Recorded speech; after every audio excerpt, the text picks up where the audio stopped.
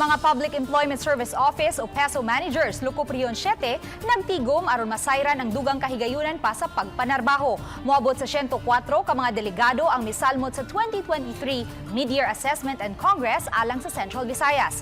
Lakip sa mga namong ang mga representante sa nagkadiyang mga recruitment agencies. Gipahibaw sa kadagkuan sa PESO manager sa Central Visayas nga gitumong nila kini ilabi na kay madugangan na usab ang gidaghanon sa mga mangita og trabaho kay aduna na usay mga bagong graduates karong tuiga. Samtang ang PESO manager sa Lapu-Lapu City padayon usab ang pagpangita og paagi aron matabangan ang mga natangtang sa trabaho nga mga trabahante lakip na kadtong apektado sa pagsira na sa mga dagkong locators sa Mactan Export Processing Zone. Our activity mainly is more on providing as PESO managers the capacity to do well on our job as employment facilitators because we are the implementing arm of the Department of Labor and Employment. The help of our City Mayor, Mayor Junard Ahongchan, will be facilitating